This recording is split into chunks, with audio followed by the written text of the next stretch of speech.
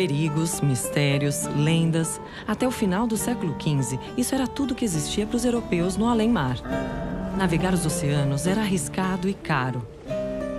A grande fonte de riqueza, o que seria o equivalente ao petróleo de hoje, eram as especiarias do Oriente.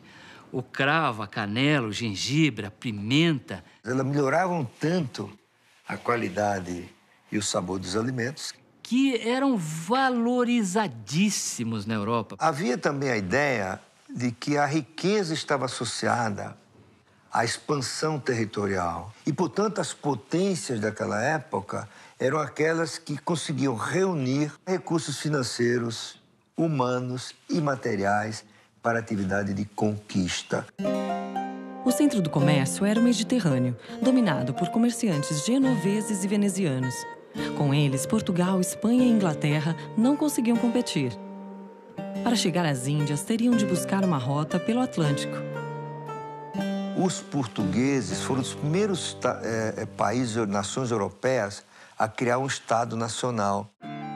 Cobrando tributos, puderam investir na criação da grande inovação da época, a caravela. Leve, veloz e ágil, era capaz de mudar de curso e dominar as marés. Com ela, os portugueses exploraram a costa oeste da África. A Espanha também foi centralizada e tentava chegar às Índias pelo Atlântico. Enviou à aventura o genovês Cristóvão Colombo, que encontrou terras, mas não eram as Índias, nem tinham especiarias. Sem imaginar que havia ali um continente, com o Tratado de Tordesilhas, portugueses e espanhóis repartiram as águas e, quem sabe, terras. A base do tratado era uma linha longitudinal, um meridiano que passasse a 370 léguas oeste de Cabo Verde. Coisa que ninguém sabia onde era. Ele foi feito num tempo em que não se conhecia a longitude. Colombo e outros navegadores exploravam a América Central. E quem primeiro chegou às Índias foi o português Vasco da Gama. O caminho estava aberto, mas não era fácil.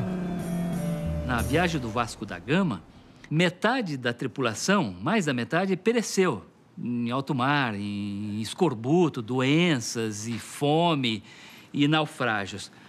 Mas os navios que voltaram trouxeram uma carga cujo valor era estimado em 6.000 vezes o investimento inicial dos investidores. Cada viagem para as Índias tinha lucros extraordinários. A cada frota que saía, por exemplo, de Lisboa, se fazia um acordo com o rei e uma parte da carga era distribuída aos que sobrevivessem na aventura. Nesse período, Portugal está realmente interessado no comércio das especiarias no Extremo Oriente. E por isso, a expedição de Cabral ao Brasil tinha como destino final as Índias. Há até quem diga que chegou à Bahia acidentalmente. Há uma longa discussão sobre quem foi o primeiro a estar aqui. É quase certo que esse litoral já tinha sido batido antes. Descoberta em 1500 não queria dizer ser o primeiro a chegar. Queria ser reconhecimento dos direitos jurídicos e posse daquele lugar. Nas terras que acreditava que fosse uma ilha, Cabral mandou rezar uma missa e logo partiu para as Índias, em busca de especiarias. A Espanha explorou a América Central e patrocinou a primeira volta ao mundo da história, que Fernão de Magalhães finalmente completou em 3 anos.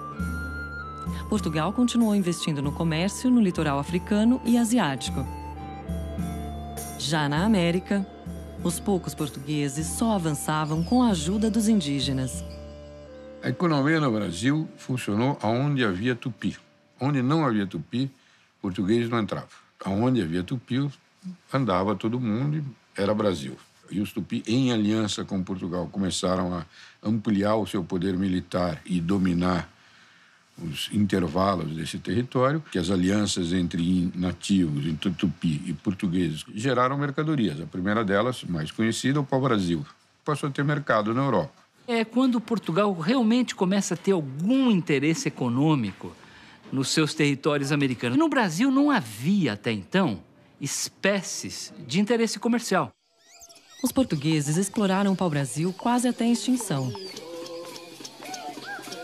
Em busca de outro produto rentável, Portugal repartiu o território em capitanias hereditárias recebidas por portugueses sem muito entusiasmo. Na Europa, o que dava água na boca era uma doce novidade: o açúcar. Em poucos anos, haviam imensas plantações de cana nas capitanias de Pernambuco e São Vicente. O Brasil entra no segundo ciclo econômico, que é o do açúcar, da cana-de-açúcar. O primeiro negócio que veio no Brasil, foram os engenhos de açúcar, né? Que na época chegou até a ser o Ouro Branco. No período colonial, né, o Brasil, na verdade, responde àquilo que é o projeto de Portugal, não o projeto de Brasil. E, por isso, a forma como se produziu o açúcar no Brasil, uma plantation, quer dizer, uma monocultura voltada para exportação, com trabalho escravo, era, na verdade, a melhor forma que Portugal encontrou para ter rendas elevadas do açúcar, do produto que seria exportado.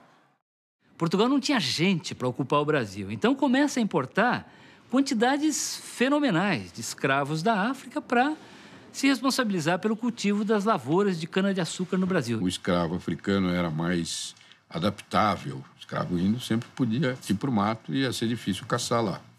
Na África, era comum povos vencedores escravizarem os vencidos. E europeus passaram a vendê-los nas Américas, impulsionando a produção do açúcar brasileiro. O açúcar chegou a ser a principal commodity do comércio mundial. Na virada do século XVII, alguma coisa como 5% da receita total do Império Português já vinha do Brasil. Aí sim o Brasil ganha uma importância econômica que não havia tido durante o século XVI. Com os latifúndios, surgiram outras atividades econômicas e um mercado interno. A pecuária começou a se desenvolver fortemente pelo interior do Nordeste já no século XVII. Couro, artefatos de couro, feijão, arroz, farinha, carne de charque, cachaça e produtos primários. O Brasil conseguiu montar uma economia colonial dinâmica, cuja taxa de crescimento era maior do que a economia portuguesa. A moeda oficial era a de Portugal, o real, contado em 1.000 réis, cruzado, pataca, tostão, vintém. R$1 não valia meia pataca, nem um tostão. Mas nenhuma moeda era muito usada por aqui. A moeda que circulava no Brasil era a prata cunhada em Potosí. Você tinha no século XVII o Mosteiro de São Bento, no Rio de Janeiro, tem uma Capela dos Prateiros. E era um dos lugares onde se guardava a prata. A Santa Casa de Salvador, que é o equivalente, vamos dizer, ao banco da época, que financiava a produção de açúcar, emprestava dinheiro, recebia dinheiro. Basicamente, essa era a instituição financeira da época. As pessoas não tinham moeda para fazer trocas. Pessoas, quando recebiam a moeda, um ouro e tal, eles guardavam e preferiam usar o escambo, a troca. Trocas físicas, escambo mesmo, trocavam carne de charca por açúcar. Na ausência de moeda de papel, as liquidações são todas feitas de palavra e a palavra é cumprida. O fiado é a mais ubíqua, a mais extensa instituição econômica criada no Brasil. Essa é a base real sobre a qual se constrói capitalismo no Brasil. Dinheiro mal passava pelas mãos do povo. Sem moeda não havia imposto, a não ser sobre o ouro encontrado. Para poder circular, ele devia passar pela casa de fundição. Só depois de cobrado 1/5, a barra recebia o selo real. Foi assim que surgiu a expressão quinto dos infernos. O quinto era a forma mais prática de você cobrar imposto. E esse imposto, em 1580, mudou de mãos. A Espanha dominou Portugal, criando a União Ibérica. O maior interesse espanhol no Brasil eram os engenhos. Existiam 300 deles em Pernambuco e na Bahia, além de alguns nas capitanias do Rio de Janeiro e São Vicente. Sob o domínio espanhol, o ciclo da cana chegou ao seu ápice. Em 1600, Inglaterra e França começaram a fundar suas colônias na América do Norte. Mas a colonização lá foi muito diferente daqui. Nosso atraso em relação aos Estados Unidos é um atraso derivado da colonização. Nos Estados Unidos, se fez o que se chamou de colônia de povoamento, que replicou a sociedade, a cultura da Inglaterra, que era o país mais avançado que havia naquela época. Vinham pessoas, colonos, para ocupar a terra, para plantar, para produzir. que eram empreendedores que se independentizaram da coroa. Enquanto que os colonizadores espanhóis e portugueses nem 5% traziam suas esposas. Porque não tinha nenhuma intenção de aqui ficar. Era um espírito muito predador, de desfrute e de exploração dos recursos naturais do Brasil colônia para rápido enriquecimento. Vem encontrar o paraíso, desfrutar do paraíso, enriquecer o mais rapidamente possível para poder voltar para a metrópole. Nossa casa aqui, começamos com capitanias hereditárias dominadas por coroa. Ou seja, a presença estatal sempre foi muito mais marcada no Brasil. O Brasil virou o objeto de uma grande empresa mercantil. Então, era preciso grandes plantações de café, de açúcar, mão de obra baratinha, pouco valor adicionado. Assim nasceu o Brasil. Portanto, é um país que nasceu pobre nesse aspecto, diferente dos Estados Unidos, Argentina, Austrália, para onde foram poucos imigrantes qualificados fazendo uma lavoura de alto valor adicionado. São países que nascem ricos. Porque os ingleses já tinham uma visão institucional distinta da dos portugueses. Os Estados Unidos tiveram universidades em 1600 e pouco. Na América Hispânica tinha 30 universidades, a primeira dela de 1538. Os portugueses nunca criaram uma universidade no Brasil. Mesmo tendo colônias, nenhum país superava a Espanha, que tinha uma vantagem imbatível: ouro. Naquela época prevalecia uma ideia de que a riqueza provinha do acúmulo de metais preciosos. Os países que tiveram acesso a essa riqueza foram muito prósperos. E daí nasceu a ideia de que um país poderia ficar rico se ele fosse capaz de exportar mais do que importava e, com isso, acumulava metais preciosos, porque as contas entre os países eram acertadas em ouro e prata, mais em ouro do que em prata. Em breve, se veria que só a riqueza não sustenta a hegemonia de um país. O que poderia valer mais do que o ouro? O que seria mais forte do que a invencível armada espanhola?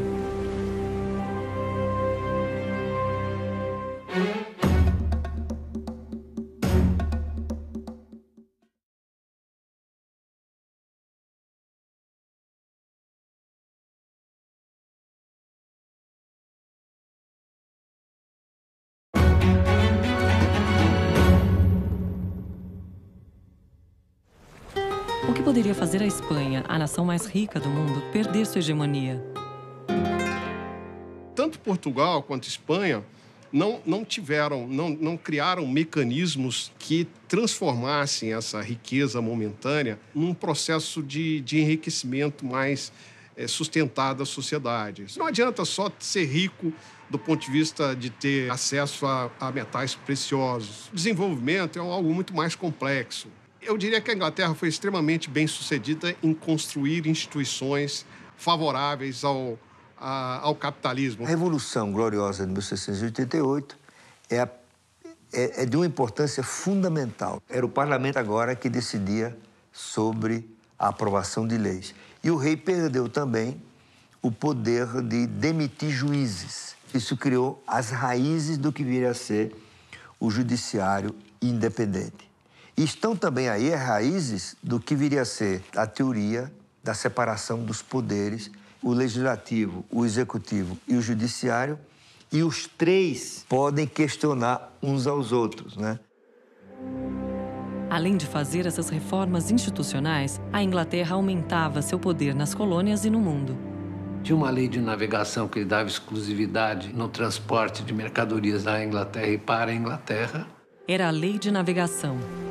Com ela, a Inglaterra virou a dona absoluta dos mares e se firmava como a maior potência mundial. O Brasil estava a um oceano e a séculos de distância. Com o fim da União Ibérica e do ciclo da cana, era cada vez mais urgente encontrar uma alternativa ao açúcar. Desde 1600, os bandeirantes procuravam riquezas no interior. Buscavam ouro e prata, mas só encontraram as chamadas ervas do sertão, como guaraná e castanha do Pará. Depois de um século de entradas e bandeiras, finalmente encontraram ouro e diamantes. Por isso, a região seria chamada de Minas Gerais.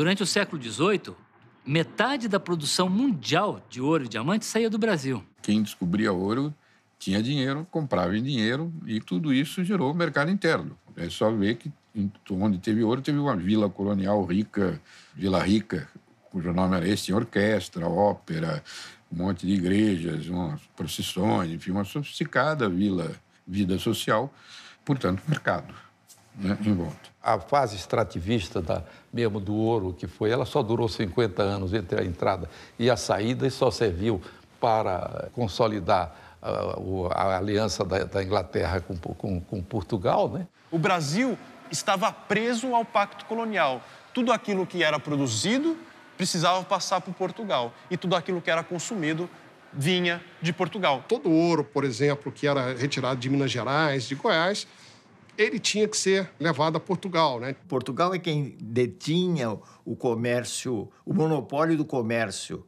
com o Brasil. Mas, na realidade, o que ocorria é que Portugal, muito cedo, passou a ter uma dependência grande da Inglaterra. As mercadorias que chegavam a Portugal, eram distribuídas para outros países da Europa sob controle dos ingleses. Com a descoberta do ouro, foi fundada em Salvador, a capital da colônia, a primeira Casa da Moeda no Brasil.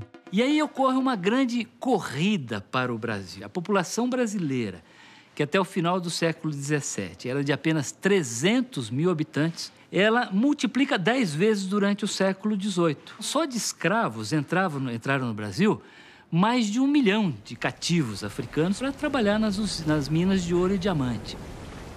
O produto escravo, no final do século XVIII, ele era a principal atividade econômica do Brasil. Foi mais importante do que o grande latifúndio. Para você ter uma ideia, o Brasil foi o maior entreposto negreiro das Américas. O controle do tráfico de escravos era feito no Brasil. Os grandes empresários, os grandes investidores de Salvador, do Rio de Janeiro, eram traficantes de escravos. O Rio de Janeiro se tornou o centro do comércio de escravos do Brasil. E os lucros ficavam dentro do setor interno da economia colonial. Não eram mandados para fora. O Rio de Janeiro se transformava no centro econômico da colônia. E quando o Brasil se tornou vice-reino, a cidade passou a ser a capital. No velho continente, Londres havia se tornado um importante centro do iluminismo, que renovou a maneira de pensar e de sentir.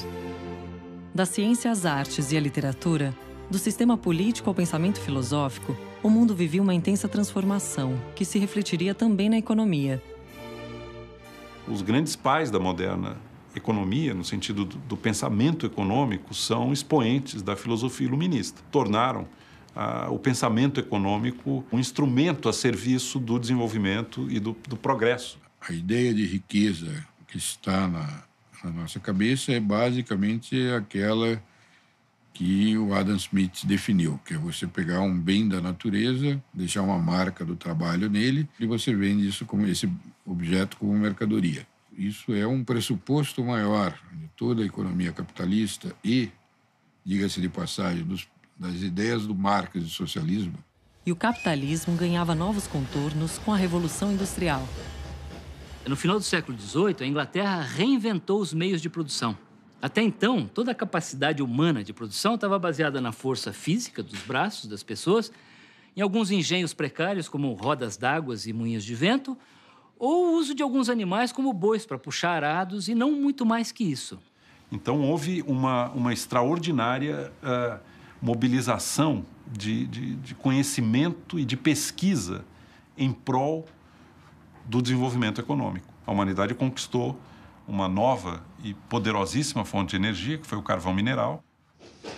Com o uso das máquinas a vapor, a Inglaterra cria uma escala exponencial de produção de bens e mercadorias. A produção começou a se tornar cada vez mais eficiente. É o início da produção em massa, em recintos organizados. Se agilizaram muitos meios de transporte, se integrou a economia mundial, graças ao barateamento do transporte, com a ferrovia, com os navios movidos a máquina a vapor. E, além disso, a Inglaterra tinha um amplo, vasto espaço colonial, da qual ela se valeu para garantir a sua industrialização.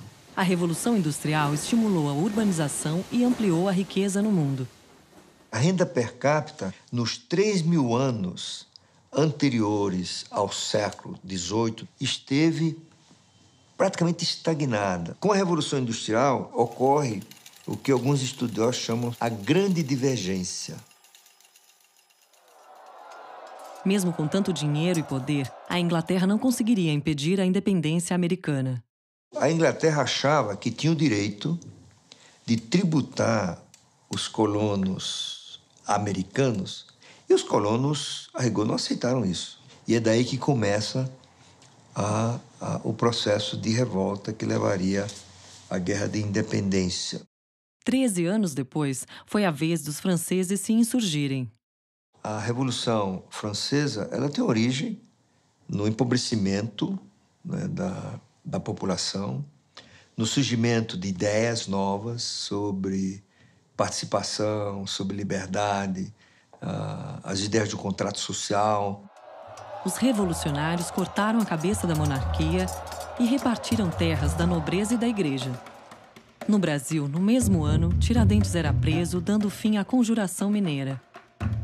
A Inconfidência Mineira, ela tem inspiração na Revolução Americana, né? Isso assustou ainda mais os donos do poder em Portugal. A colonização portuguesa, ela tinha como pressuposto deixar o Brasil num estado de pouco desenvolvimento em termos econômicos. Havia uma política deliberada de impedir que os brasileiros tivessem consciência do alfabeto. A corte interessava manter uma população inculta.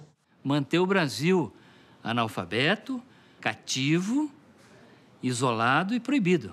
Sem capacidade de mobilizar-se, de se articular. Porque essa era uma forma de manter o Brasil sob controle da monarquia portuguesa. Não existiam universidades, não existiam bibliotecas. As escolas eram raras, isoladas, era proibido imprimir livros e jornais, havia 2 instâncias de censura, era proibido construir estradas, a não ser aquelas oficialmente autorizadas pela coroa real. Havia uma situação de monopólio mesmo de Portugal em relação ao Brasil e uma restrição muito grande às atividades econômicas aqui, né? Eram proibidas as manufaturas, com a desculpa de proteger o monopólio português. Proibição bastante teórica. No interior, no século XVII, nunca apareceu um fiscal, porque o governo nunca apareceu lá.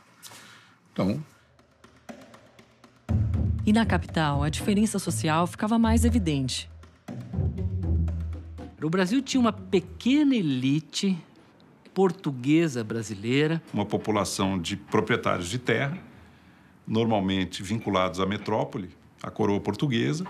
Que estudava em Coimbra, formada em Direito e que ocupava os postos mais importantes da administração colonial. Mas a imensa maioria da população brasileira era pobre, escrava, analfabeta, isolada no território. E você tinha toda uma população flutuante, que era a nossa exígua classe média, de pessoas que prestavam serviços para essa economia agrário-exportadora. Isso prevaleceu no Brasil durante muitos séculos. Então, eu diria que até o final do século XVIII, para a imensa maioria da população brasileira, o país não era muito diferente daquele que o Cabral encontrou em 1500. Um país muito simplório, de economia muito rudimentar. Sem heróis, sem esperanças, sem dinheiro. No final do século XVIII, os brasileiros não tinham grandes expectativas. O acaso, porém, trazia coroas na manga. Quem lançava a sorte era o general francês Napoleão Bonaparte, que expandiu os domínios da França. Ventos agressivos sopravam a corte portuguesa ao sul. O destino era incerto, mas se chamava Brasil. Qual seria a fortuna dos brasileiros?